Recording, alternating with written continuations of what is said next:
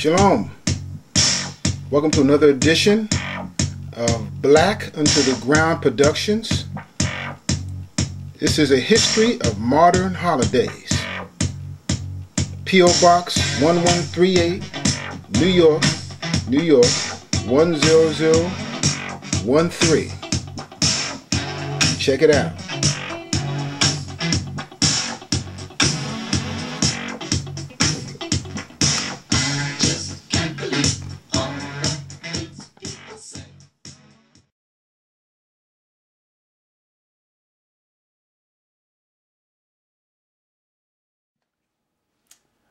Shalom, my name is Karash.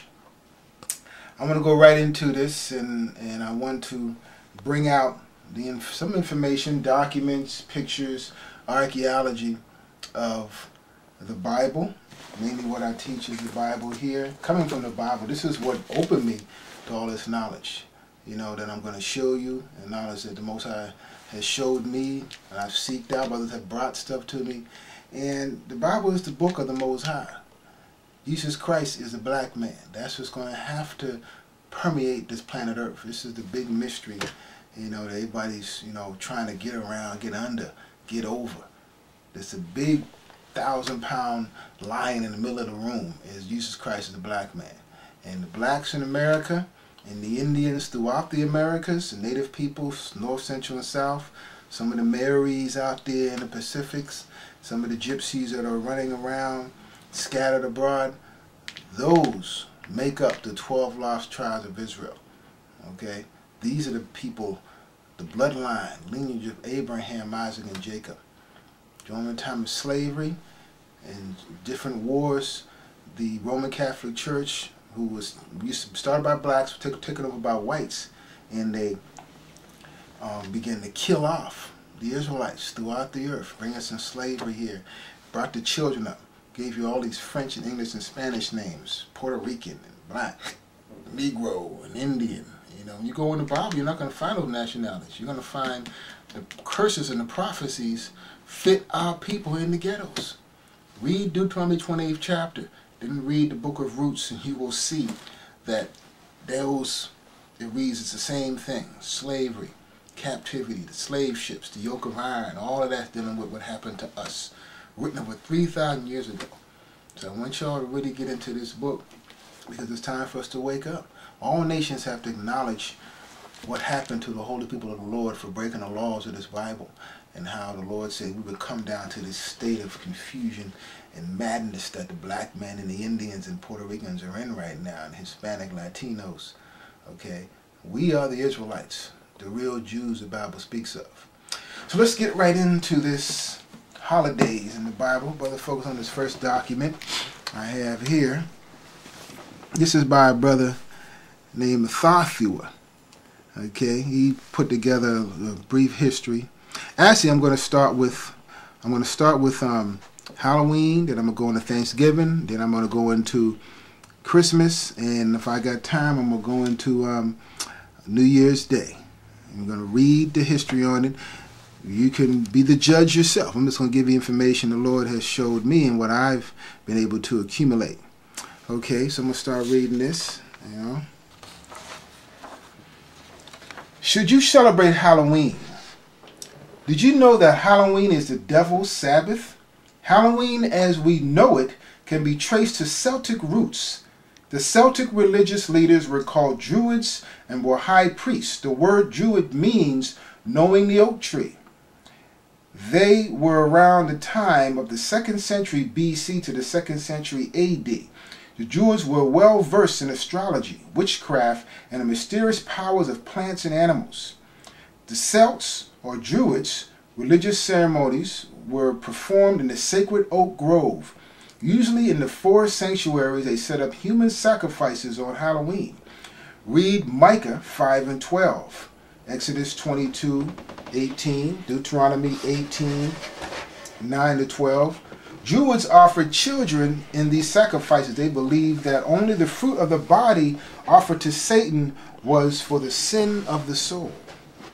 October 31st was the most important day of the Celts. It was their New Year's Day and the eve of their festival of Sam a Samya or Samhain. You're reading about these two names. Which means Lord of the Dead, another name for Satan. This eve was used for the gathering of many evil spirits and souls to release the returning souls, and the Celts sacrificed the human and animal sacrifices. Charms, spells, and future predictions were believed to have more power on the eve of Samhain. The Celts would also perform a sun dance around the fields like shining stars. Animal and human sacrifices were performed to appease the sun to once again shine. There was a lot of partying and reveling during this ceremony. These are just a few of many more facts on Halloween. The one main reason why it should not be celebrated is because it's a pagan holiday. Nowhere in the Bible is Halloween found that you must celebrate this satanic day. These are some of the reasons why our children turn up missing on this day, because they either kidnapped while out trick-or-treating to be used for sacrifices by these witch coven cults all around the country. Some of them up in the government. They are at a party celebrating the satanic holiday, or they are out in the street reveling and stealing and just raising hell. And this is supposed to be a Christian country, and they let these holidays go. You can read Amos 5:21. We're going to read some of these scriptures later on. 1 Corinthians 10:20-21. And Deuteronomy 32:17-21. Okay? Trick or treat. This is from the, get a little shot of this. You don't got to get up, just get a good shot. The Cultural Library of Unusual Facts, Time Life books. Okay? Treats or else. Trick or treat. Trick or treat. This is what you say on Halloween in the United States. You wear a costume and you go from house to house asking for treats. The treats may be candy, fruit, or money. When someone gives you a treat, you must promise not to play a trick. Holy Innocents' Day in Belgium means fun, sweets, toys, and money for you. Early on the morning of December 28th, you get keys to all the rooms and closets. Then when a grown-up walks into the closet or room, you quickly lock the door. The grown-up who is locked in the room or closet is called a sugar aunt or sugar uncle. But there is one way for the sugar aunt or uncle to get out. He must promise to give you a gift. If you live in Denmark, on the day before Ash Wednesday, you tie colored paper to birch branches. Then you call them Lenten birches. You use the Lenten birches to hit either your mother or your father lightly, of course. Then they will give you some hot cross buns. Or how would you like to be a pace egger? Okay, you can be if you go from house to house at Easter time in England. You try to get some eggs by singing a little song. Here's one of the songs. These are different ways that trick-or-treating was how it had its origins from different countries, and how America took all these pieces and put them all together into what you have today, this Halloween. It also comes from the word All Hallows Eve, you know, and dealing with the saints, the black saints that were being murdered on this evening, going in that time. You can look that up. Please, here's a song that was sang back then, a little Halloween song.